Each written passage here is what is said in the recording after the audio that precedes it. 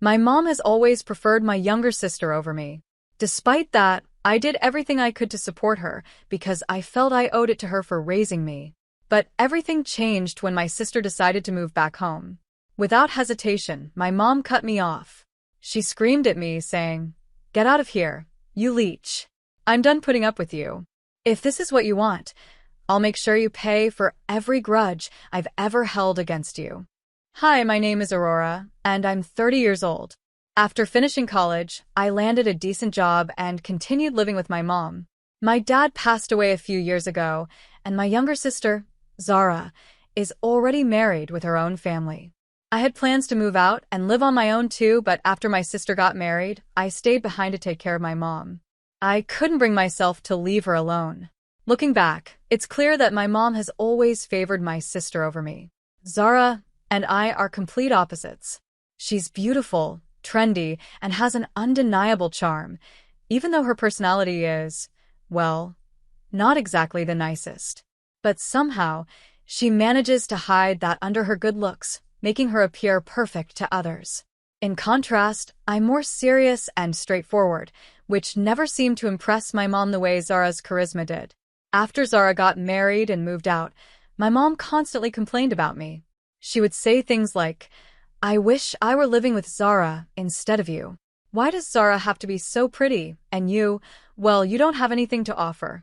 I'm so tired of seeing your face every day." Oh, how I miss Zara.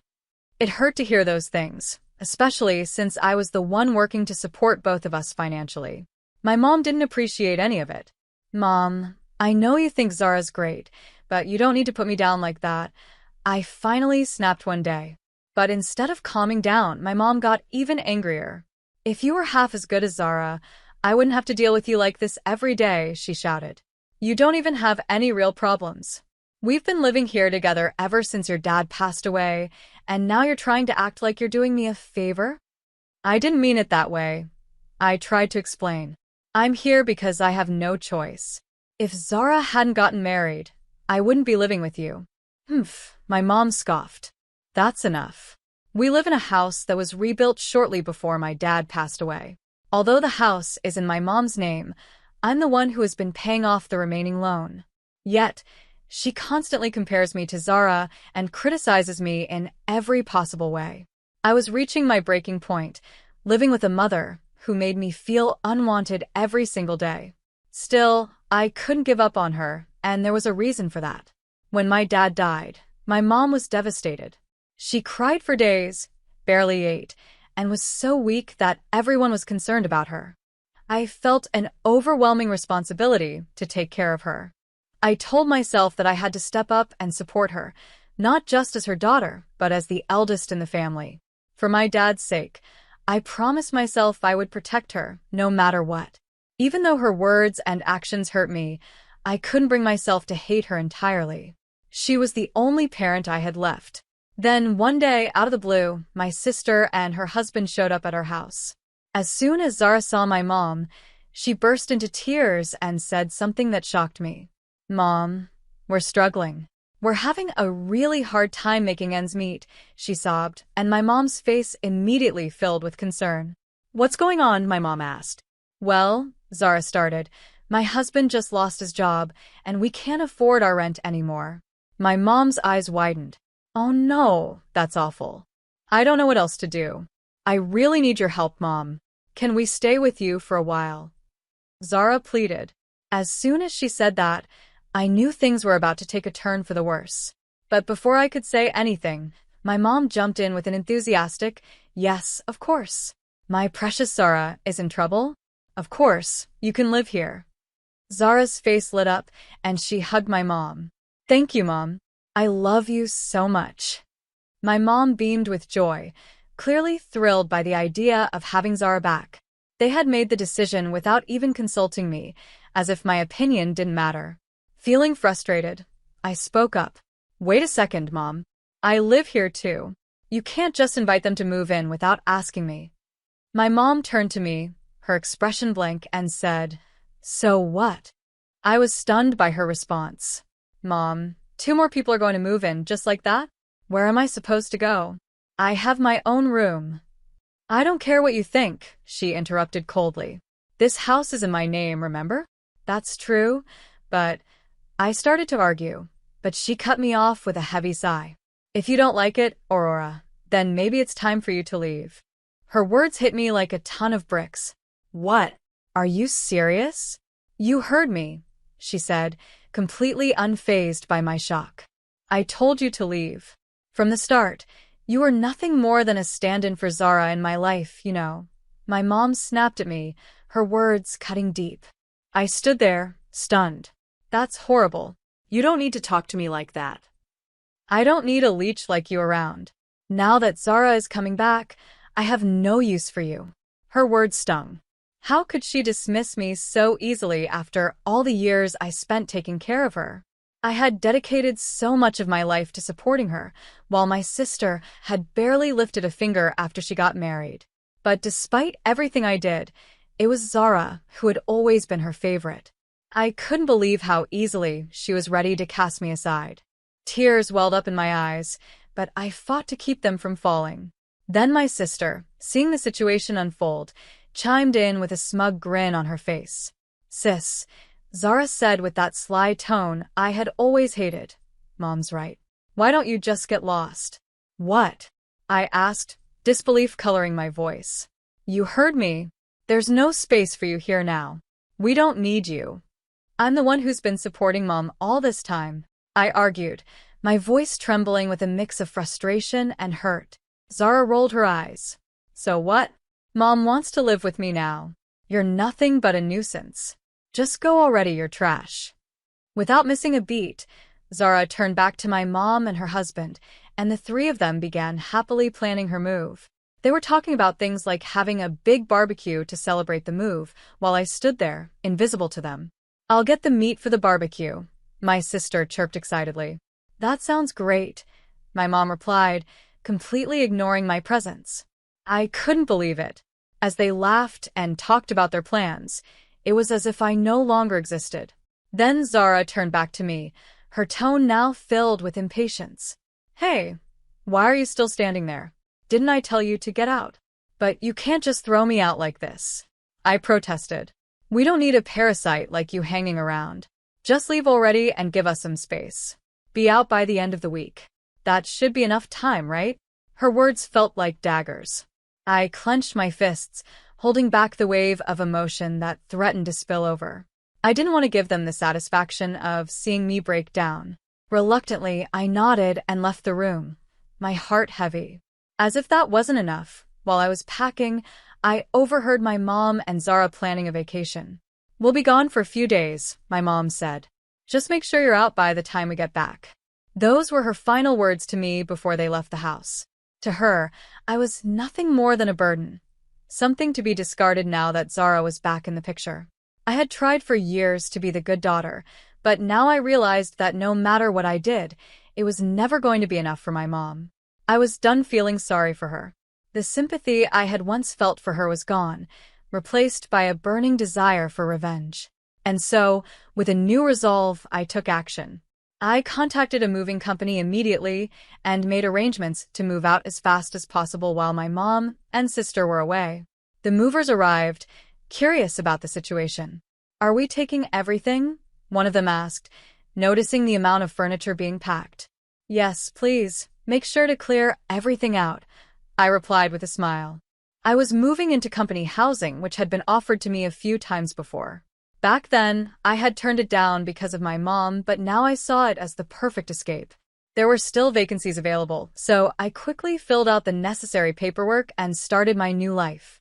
The company housing was better than I had imagined, spacious, clean, and far from the toxic environment I had been living in. As I settled into my new place, I checked my phone and saw several missed calls from both my mom and Zara. I wasn't surprised. I knew they would be furious once they returned home. Their voicemails were filled with demands. Get back here now, the messages screamed. Although I had expected this, the number of calls exceeded what I had imagined. I knew that if I ignored them, they might show up at my workplace, so I decided to confront them after work. When I arrived at the house, both my mom and sister were waiting for me, with anger blazing in their eyes. The moment I walked in, my mom shouted, "What the hell happened? Why is the house empty? You even took my favorite fridge and toaster," Zara added, her voice shrill. I stood there, calmly watching them rant. "Where did you take everything?" my mom demanded. "To my new place," I said, my voice steady. "You can't just take things without permission. Bring it all back, now." Zara screamed, her face flushed with rage. "Why should I?" I replied, unbothered. "What do you mean, why? All that stuff belongs to Mom," my sister yelled, her frustration growing. I couldn't help but laugh. "What's so funny?" Zara snapped, her voice filled with irritation. "I'm sorry," I said, shaking my head. "You must be mistaken." Zara's eyes narrowed. "What do you mean?" "Everything that was in this house, every piece of furniture, every appliance, I bought them with my own money." Her face fell. "That's not possible. All of this was here from the beginning." I crossed my arms. "No, it wasn't. I paid for everything. Since I'm moving out, of course I'm taking what's mine." My sister's mouth hung open in shock, but I wasn't finished. "And, by the way, the bank account you're talking about? That was my money, too." Zara looked as if she was about to explode. "You emptied the account. How could you?" "Simple," I said. "It was my money. Why wouldn't I take it all?" When I pushed her buttons a little, my sister's face flushed with anger, and she stormed toward me, shouting, "Don't mess with me." She was practically in my face now, red with fury, and she screamed, "Give back the money. That big book should have had Dad's insurance money in it." I blinked, confused. "What are you talking about? The money? It's not there." "Of course it's not," I said flatly. "That money's long gone." "No way. The last time I came over, there was a lot of money in that account," she insisted. "That was just me adding in some of my own earnings bit by bit, letting it grow over time," I explained. "But Dad's insurance money? That's been spent ages ago." My sisters had snapped toward our mom, eyes wide in disbelief. My mom, caught in the spotlight, quickly averted her gaze, guilt written all over her face. "Mom, is this true?" my sister asked, her voice trembling. "Well, my mom fumbled, avoiding eye contact. Seeing that my mom wasn't going to answer, Zara lost it. "What the hell, Mom? I came back here because I thought Dad's insurance money was still in the house." Mom tried to calm her down, muttering, "Just calm down, Zara." "How can I calm down?" my sister shrieked. "You're the one who wasted all of Dad's money. What are you going to do now?" I just wanted us to live together again and be happy," Mom mumbled. "You came back because you wanted to live with me, right?" Zara's response was sharp and bitter. "Are you kidding me? I only came back because I needed to pay off my debts." "Debts," I repeated, and as the conversation unfolded, I learned the truth. My sister and her husband had gotten themselves into deep trouble with gambling. They owed a huge amount of money and had returned, not out of love or family bonds, but to grab what was left of Dad's insurance payout to clear their debts. Worse yet, they had gambled more in a desperate attempt to pay it off, only to sink further. Eventually, her husband lost his job due to corporate downsizing, leaving them with no income and nowhere else to turn. It was only now that my mom realized how she'd been played. She had forced me out of the house on a whim to make room for Zara, without understanding that they were using her. This was the result of her poor judgment. "Well, now you understand, right?" I said, my voice steady. "There's no more insurance money here. All that's left is the mortgage on this house." Without warning, Zara burst into tears and ran toward me. "Wait, sis, please. My husband and I are buried in debt. We can't pay the mortgage on top of that." "That's not my problem," I said coldly. "Let's figure this out together. You can live with us and help out, just like before." I let out a short, bitter laugh. "Oh no. I didn't know you had fallen this far. Besides, Mom always wanted to live with you, didn't she?" "Wait, no. Please don't leave," Zara pleaded, desperation lacing her voice. "Yes, Aurora, stay," my mom added, her tone softer now.